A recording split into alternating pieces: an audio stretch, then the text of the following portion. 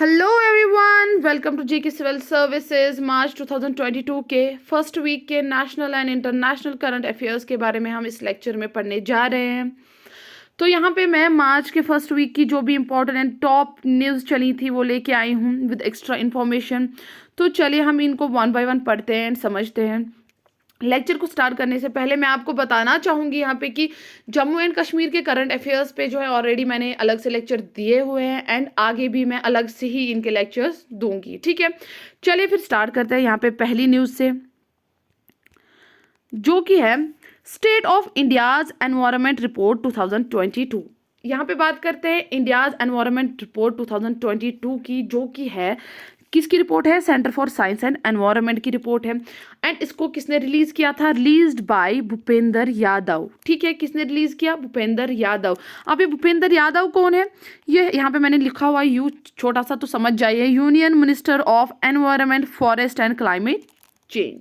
Okay, यानी कि भूपेंद्र यादव ने रिलीज की state of India environment report 2022 of centre for science and environment. ठीक है, चलिए जी यहाँ पे आगे चलते हैं। इवेंट, इस रिपोर्ट को रिलीज करने का इवेंट कहाँ पे हेल्ड किया गया था, कहाँ पे ऑर्गेनाइज किया गया था? Centre for science and environment state of the art residential environment training facility, जो कि है the Anil Agarwal environment training institute. कहाँ पे है ये Anil Agarwal environment training institute? In Alwar district Rajasthan. ठीक है, इतना लंबा नाम रखने की याद रखने की ज़रूरत नहीं है। तो अगर इस पे ऐसे क्वेश्चन आए कि इस रिपोर्ट को रिलीज करने का इवेंट कहाँ पे ऑर्गेनाइज किया, कहाँ पे हेल्ड किया गया था, तो आप इतना आंसर दे सकते हो एट AAEIT, यानी कि Anil Agarwal environment training institute. कहाँ पे है ये? अलवार डिस्ट्रिक्ट राजस्थान में। ओके, चलिए नेक्स्ट न्यूज़ की तरफ, सॉरी नेक्स्ट पॉइंट की तरफ। अब यहाँ पे इस एनुअल रिपोर्ट की बात करते हैं। इसको रिलीज किया था कॉम्बाइंडली बाय किन्होंने? CSE, यानी कि centre for science and environment, centre for science and environment and the down to earth magazine ने। ठीक है, इन्होंने कॉम्बाइंडली जॉइंटली रिलीज किया था इस एनुअल रिपोर्ट को। ओके, नेक्स्ट पॉइंट की यहाँ पे बात करते हैं। जब भी कहीं पे कोई रिपोर्ट, कोई इंडेक्स आया होता है ना, तो हम वहाँ पे पहले ही जाते हैं देखने इंडिया की रैंक, है ना। तो यहाँ पे भी हम पहले इंडिया की रैंक ही देखेंगे। ठीक है, चलिए बात करते हैं यहाँ पे इंडिया की। India dropped 3 place to number 120, यानी कि लास्ट ईयर जो रैंक थी ना इंडिया की इस रिपोर्ट में, इस साल वो जो है ड्रॉप डाउन हुई बाई 3 प्लेसेस एंड कहाँ पहुंची इसकी रैंक? 120। ठीक है, यहाँ पे बात करते हैं किस लिस्ट में? On list of 17 sustainable development goals, SDG जिसको हम बोलते हैं। ठीक है, 17 सस्टेनेबल डेवलपमेंट गोल्स की बात करते हैं। यहाँ पे एग्री किया था 17 सस्टेनेबल डेवलपमेंट गोल्स को। कहाँ पे? 192 UN मेंबर स्टेट्स ने एग्री किया। कब? इन 2015 एज पार्ट ऑफ 2030 एजेंडा। ठीक है, 2030 एजेंडा। ठीक है, यहाँ पे क्या 2030 एक एजेंडा इन्होंने रखा हुआ है। 192 UN मेंबर स्टेट्स ने एग्री किया उसी के दौरान 17 सस्टेनेबल गोल्स को, सस्टेनेबल डेवलपमेंट गोल्स को। कब? 2015 में। और इसी लिस्ट में जो है इंडिया की रैंक जो है 120th आई। ठीक है, चलिए आगे बात करते हैं। अब यहाँ पे हमें समझ आ ही गया, अगर ये 3 प्लेसेस ड्रॉप डाउन हुई लास्ट ईयर से, तो लास्ट ईयर में इसकी रैंक यानी कि 2021 में इसकी रैंक क्या रही होगी? 117। कितने कंट्रीज में से? Out of 192 countries. ठीक है, चलिए यहाँ पे नेक्स्ट पॉइंट देखते हैं। SDG स्कोर इंडिया का SDG यानी कि सस्टेनेबल डेवलपमेंट स्कोर क्या है? 66 आउट ऑफ इंडिया। ठीक है, इंपॉर्टेंट पॉइंट है, याद रखिएगा। चलिए नेक्स्ट न्यूज़ की तरफ यहाँ पे चलते हैं। कनाडा की बात करते हैं। कनाडा फर्स्ट कंट्री बनी टू अप्रूव यूज ऑफ कोविफेंस। ठीक है, कनाडा जो है फर्स्ट कंट्री जिन्होंने अप्रूवल दिया हमें कि हम यूज़ कर सकते हैं कोविफेंस। अब ये कोविफेंस क्या है? वर्ल्ड्स फर्स्ट प्लांट बेस्ड कोविड-19 वैक्सीन। ठीक है, इन्होंने अप्रूवल दिया क्या करना? Use of कोविफेंस। कोविफेंस क्या है? वर्ल्ड्स फर्स्ट प्लांट बेस्ड कोविड-19 वैक्सीन। ठीक है, प्लांट बेस्ड यानी कि प्लांट से जो बनाया गया है कोविड-19 वैक्सीन। ठीक है, अब इस कोविफेंस की बात करते हैं। ये डेवलप किया jointly by Medicago, INC biopharma company and GlaxoSmithKline PLC। Okay, किन्होंने? Medicago INC, a biopharma company and GlaxoSmithKline PLC ने। ठीक है, चलिए यहाँ पे मैं और कुछ एडिशनल लेके आई हूँ। यहाँ पे मेडिकागो INC का जो ओनर है, इस कंपनी का ओनर कौन सा है? Mitsubishi chemical and Philip Morris.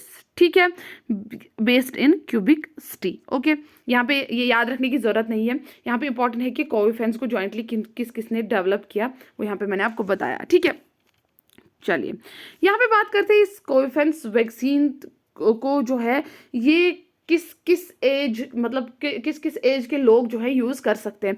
यहाँ पे जो है इस वैक्सीन को 18 to 64 ईयर्स के एज, जो इस एज गैप में आते हैं, वो लोग इसको यूज़ कर सकते हैं। इन्होंने यहाँ पे बोला कि बिलो 18 एंड अबव 64 पे अभी हमने ये टेस्ट नहीं किया, अभी हमने वहाँ पे इसके रिजल्ट्स नहीं देखे। ओके, चलिए यहाँ पे आगे बात करते हैं इस कोविफेंस की। 71% है ये कोविफेंस वैक्सीन इफेक्टिव प्रिवेंटिंग कोविड-19। 71% इसका जो है इफेक्टिव है in preventing covid and 75% effective है डेल्टा वेरिएंट के लिए, 89% इफेक्टिव है गामा वेरिएंट के लिए। गामा वेरिएंट जो है ये फर्स्ट कहाँ पे आइडेंटिफाई किया गया था? इन ब्राज़ील। ठीक है, क्योंकि कोविड-19 रिसेंट न्यूज़ है। गामा, डेल्टा वेरिएंट ये पूछा जा सकता है कि ये, चलिए जी, गामा वेरिएंट जो है फर्स्ट आइडेंटिफाई कहाँ पे हुआ था? ब्राज़ील में। ओके, चलिए नेक्स्ट न्यूज़ की तरफ बढ़ते हैं।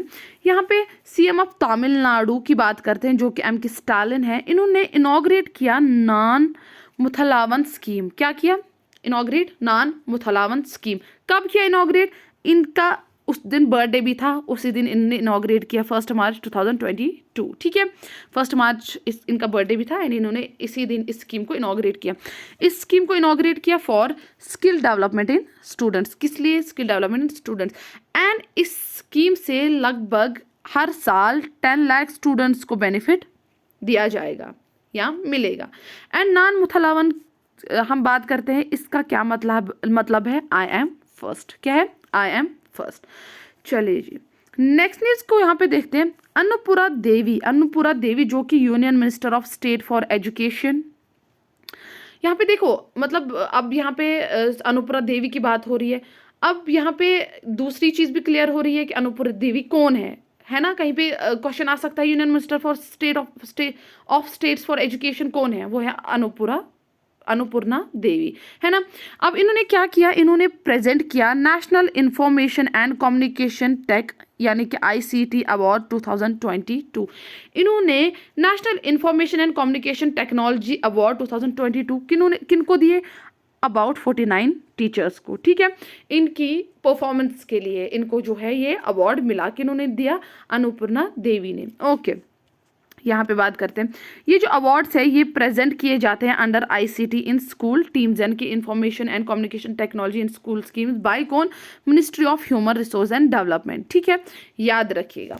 चलिए नेक्स्ट न्यूज़ की तरफ यहाँ पे चलते हैं।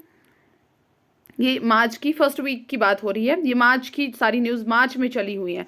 ठीक है, चलिए यहाँ पे बात करती हूँ। According to Knight Frank 16th edition of the wealth report 2022।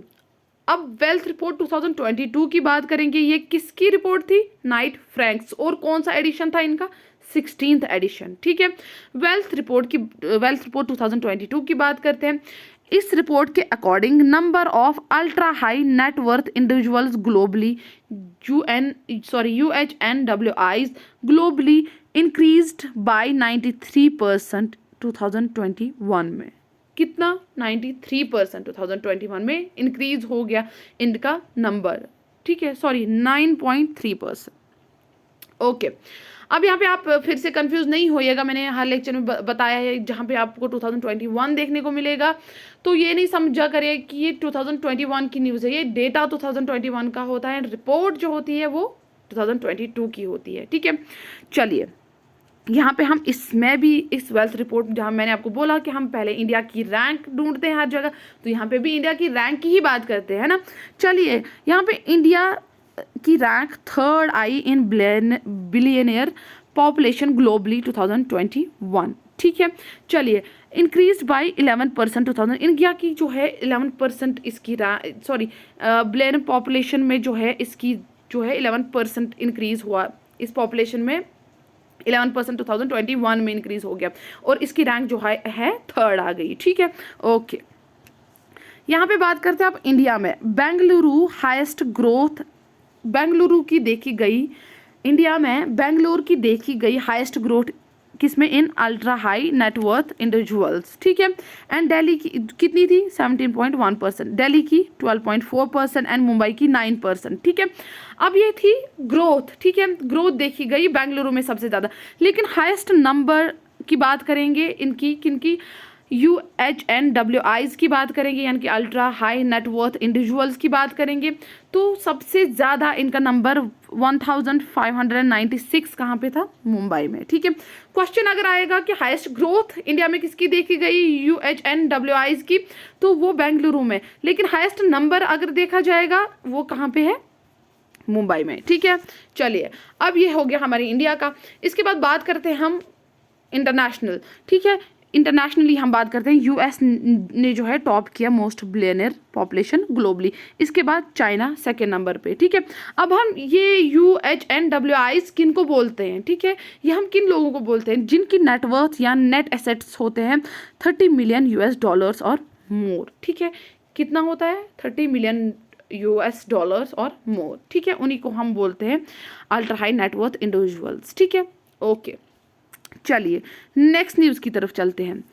New Delhi police ने रिसेंटली लॉन्च किया इन मार्च 3 डिजिटल इनिशिएटिव्स इन्होंने लॉन्च किया, एक नहीं दो नहीं तीन। ठीक है, क्या क्या, अनुभूति ये QR code based feedback system है, एंड ई चिट्ठा portal and refurbished Delhi police website. ठीक है, 3 डिजिटल इनिशिएटिव्स इन्होंने जो है लॉन्च किए मार्च में। ओके, अब इन इनिशिएटिव्स को लॉन्च करने का एम क्या था, न्यू डायमेंशन इन मॉडर्नाइजिंग इनमें, मतलब जो कि हमारी दिल्ली पुलिस जो भी मतलब हमारा सारा पुलिस फोर्स का आता है, इसमें मॉडर्नाइजिंग लाना एंड डिजिटाइज करना पुलिस फोर्स को, यानी कि ज़्यादा डिजिटल सिस्टम्स इसमें लेके आना। ठीक है, पुलिस फोर्स सिस्टम में।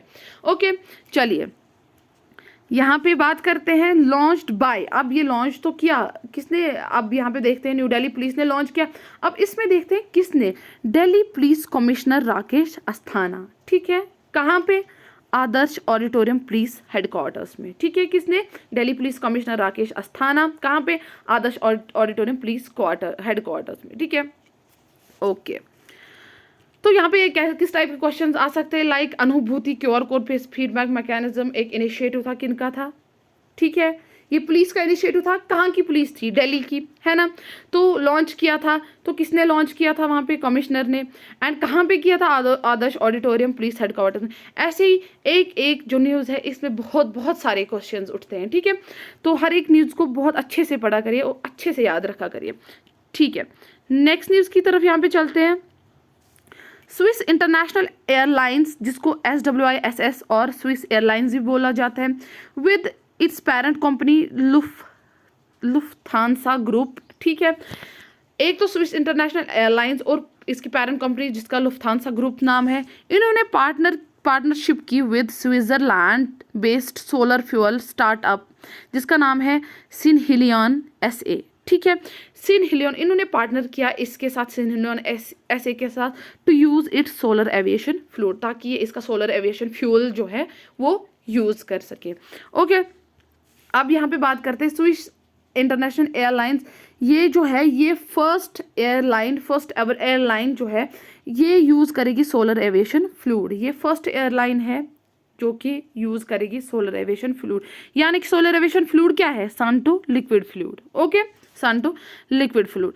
अब ये सिनहिलियन SA की बात करते हैं, ये सेट किया गया है to build world's first facility to industrially produce solar fuel in Julich Germany. ठीक है, ज़्यादा इंपॉर्टेंट नहीं है, एक्स्ट्रा पॉइंट है, याद रखिए। ठीक है, नहीं याद रहेगा तो कोई बात नहीं है। ठीक है, यहाँ पे और एक पॉइंट है, स्विस को बोला है it will become first customer of solar kerosene in 2023। Swiss ही बनेगी first customer of solar kerosene in 2023। Okay, चलिए नेक्स्ट न्यूज़ की तरफ। यहाँ पे विद्या बालन जो कि एक इंडियन एक्ट्रेस है, उनको बनाया गया brand ambassador of Bharti AXA life insurance. ठीक है, किसको? विद्या बालन जो कि इंडियन एक्ट्रेस है, इनको बनाया गया brand ambassador of Bharti AXA life insurance. ठीक है, चलिए अब यहाँ पे भारतीय एक्सा लाइफ इंश्योरेंस की बात करते हैं। तो ये जो है ये जॉइंट वेंचर है भारती एंड एक्सा का। ठीक है, किसका है? Joint venture Bharti and AXA. Bharti जो है ये है इंडियाज लीडिंग बिजनेस ग्रुप। क्या है? India's leading business group. And AXA की बात करें तो ये one of world's leading organisation in financial protection and wealth management. Okay, चलिए यहाँ पे बात करते हैं विद्या बालन को ब्रांड एम्बेसडर क्यों बनाया गया है? ताकि हेल्प करे इन प्रमोटिंग। एक मैनिफेस्टो था, do the smart thing champion of, किसका manifesto? Bharti AXA life insurance का manifesto, do the smart thing champion. इसी को प्रमोट करने में विद्या बालन जो है हेल्प करेंगी। ठीक है, अब यहाँ पे एमडी एंड सीईओ की बात करते हैं। कौन है MD and CEO Bharti AXA life insurance? Parag Raja. Okay, extra point है। चलिए नेक्स्ट न्यूज की तरफ यहाँ पे चलते हैं। India's first train collision avoidance system TCAS named. India का पहला ट्रेन कोलिजन अवॉइड सिस्टम, यानी कि एक्सीडेंट्स, ट्रेन कोलिजन्स बचाने का सिस्टम नेम, जिसका नाम रखा गया कवच। ये टेस्ट किया गया पहली बार बाय इंडियन रेलवेज कब? On March 4, 2022। ठीक है, कवच को अनाउंस किया गया था in 2022 union budget as part of Atmanirbhar Bharat initiative. किसका part? As part of Atmanirbhar Bharat initiative. ठीक है, अब यहाँ पे बात करते हैं indigenously developed automatic train protection system.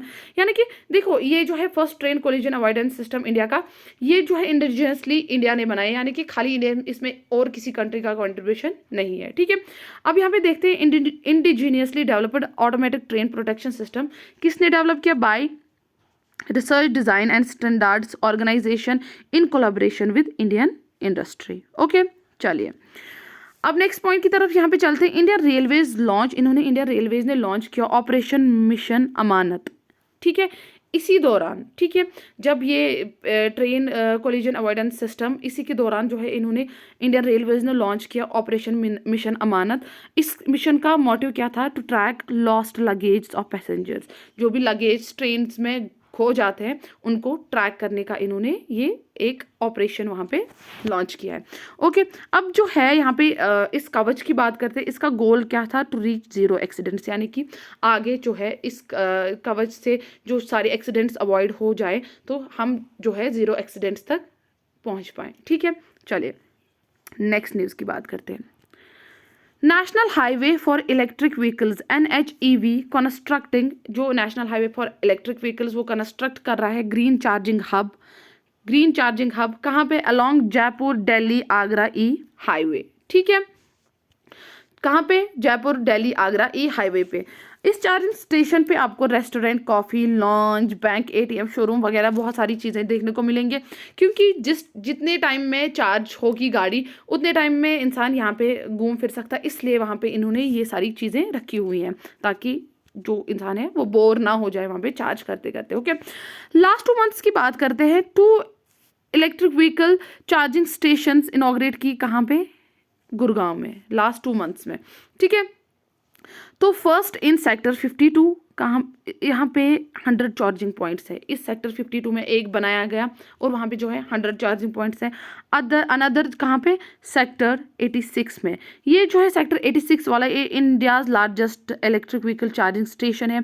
यहाँ पे टोटल 121 चार्जिंग पॉइंट्स है फॉर 4 व्हीलर्स। यहाँ पे भी 4 व्हीलर्स के लिए चार्जिंग पॉइंट्स लगाए हुए हैं। ठीक है, एम क्या है इनका? To reduce carbon footprints to zero and move towards net positive. Okay, चलिए नेक्स्ट न्यूज़ की बात करते हैं।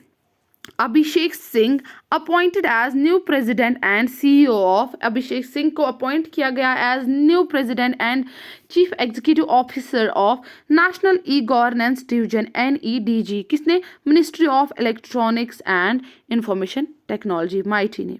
ओके, चलिए ये जो है अभिषेक सिंह की हम बात करें, ये IAS ऑफिसर कहाँ के? नागालैंड कैडर के, एंड ये डिजिटल इंडिया कॉरपोरेशन के CEO भी हैं। ठीक है, इनको अपॉइंट किसने किया? Government of India, PM Modi. ठीक है, चलिए यहाँ पे बात करते हैं department of personal and training issues. अब हम यहाँ पे बात करते हैं department of personal and training की। इन्होंने इशू किया इसको ट्रांसफर ऑर्डर कब? Feb 23, 2022 एंड अपॉइंटमेंट जो है इनका मार्च में हुआ। ओके, चलिए यानी कि ज्वाइन इन्होंने मार्च में किया। ठीक है, चलिए नेक्स्ट न्यूज़ की तरफ। India signed MOU Memorandum of Understanding with Nepal to supply urea and DAP diaminophosphate under G2G agreement, government to government agreement. ठीक है, इंडिया ने साइन किया MOU नेपाल के साथ ताकि सप्लाई करे यूरिया एंड DAP किसके under? G2G, government to government agreement के अंडर। अब सप्लाई होगा लेकिन कहाँ से कहाँ? From India to Nepal. Okay, कहाँ से? From India to Nepal. अब इस MOU को साइन किसने किया? India secretary of chemical and fertiliser Rajesh Kumar Chaturvedi and Nepal secretary of agriculture and livestock development doctor Govind Prasad Sharma, इन्होंने जो है इस MOU को साइन किया। ओके, चलिए नेक्स्ट न्यूज़ की बात करते हैं। Reliance industries limited RIL announced opening Jio world centre. ठीक है, RIL ने अनाउंस किया वो करेंगे ओपन जियो वर्ल्ड सेंटर, जो कि इंडिया का first of its kind largest global destination है। कहाँ पे? इन मुंबई। ठीक है, तो ये जो है रिलायंस इंडस्ट्री लिमिटेड जो है जियो वर्ल्ड सेंटर, ये कवर करेगा 18.5 acres of land in Mumbai's Bandra Kurla complex. कहाँ पे? Mumbai's Bandra Kurla complex.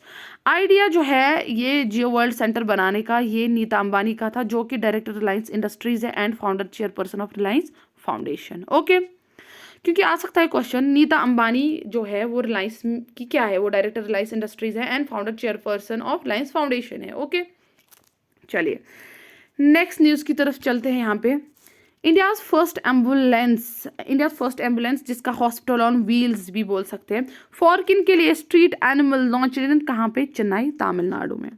Okay, किन के लिए? स्ट्रीट एनिमल्स के लिए फर्स्ट एम्बुलेंस इंडिया में जो है लॉन्च की गई, जिसको हम बोल सकते हैं हॉस्पिटल ऑन व्हील्स भी। ठीक है, किन के लिए? स्ट्रीट एनिमल्स के लिए। कहाँ पे? चेन्नई, तमिलनाडु। स्टार्टेड बाय, इन्होंने किसने ये स्टार्ट किया ये initiative? Blue cross of India, एक तो blue cross of India and four paws जो कि इंटरनेशनल एनिमल वेलफेयर ऑर्गेनाइजेशन है, इन्होंने जो इनिशिएटिव स्टार्ट किया blue cross of India and four paws. ठीक है, लॉन्च्ड बाय, इन्होंने लॉन्च किया बाय डॉक्टर अनीता सुमंथा जो कि मद्रास हाई कोर्ट जस्टिस है। ओके, चलिए नेक्स्ट न्यूज़ की बात करते हैं। नेशनल सिक्योरिटी डे, राष्ट्रीय सुरक्षा दिवस जिसको बोला जाता है, नेशनल सिक्योरिटी डे, राष्ट्रीय सुरक्षा दिवस ऑब्जर्व्ड ऑन 4 मार्च। और ये 4 मार्च जो है ये मार्क करता है national security council of India establish in, देखिए national security council of India जो एस्टैब्लिश हुई थी 1966 में, वो भी 4 मार्च में ही के दिन ही एस्टैब्लिश हुई थी। ओके, चलिए अब नेशनल सिक्योरिटी डे क्यों मनाया जाता है? In the honour of Indian security forces. And यहाँ पे नेशनल सिक्योरिटी वीक 2022 की बात करते हैं, सेलिब्रेटेड फ्रॉम March 4 to 10। ठीक है, okay. First national security day held in 1972, कब मनाया गया था पहला national security day? In 1972। Okay, next news की बात करते हैं। World obesity day observed on कब? 4 March and organised by world obesity federation. कौन ऑर्गेनाइज किया है? यानी कि वर्ल्ड ओबेसिटी डे को किसने ऑर्गेनाइज किया है? वर्ल्ड ओबेसिटी फेडरेशन ने। इस साल का थीम 2022 की बात करेंगे तो वर्ल्ड ओबेसिटी डे की थीम थी everybody needs to act. Okay, क्योंकि ये थीम्स वीम्स का पूछा जा सकता है एग्जाम्स में, रिसेंट थीम्स जो होंगी, क्योंकि हर साल बहुत सारी इनमें मतलब जो भी डेज मनाए जाते हैं इनकी नई नई थीम्स, इंपॉर्टेंट थीम्स रखी जाती हैं, तो पूछा जा सकता है ना। चलिए नेक्स्ट न्यूज़ की तरफ चलते हैं। जीरो डिस्क्रिमिनेशन डे की बात करते हैं, ये हेल्ड हर साल कब? 1 मार्च को मनाया जाता है। 2022 की थीम की बात करते हैं, remove laws that harm and create laws that empower, जो थी जीरो डिस्क्रिमिनेशन डे की इस साल की थीम थी। फर्स्ट सेलिब्रेटेड पहली बार कब सेलिब्रेट किया गया था? On March 1, 2014 and launched by किन्होंने? UN AIDS executive director at Beijing जिनका नाम है माइकल सिडिबी इन दिसंबर 2013 में जो है इसको लॉन्च किया गया, लेकिन फर्स्ट टाइम सेलिब्रेट किया गया था 2014 में। ओके, चलिए फिर ये हो गया आज का लेक्चर। आई होप आप सबको समझ आ गया होगा। अल्लाह हाफिज़, बाय बाय।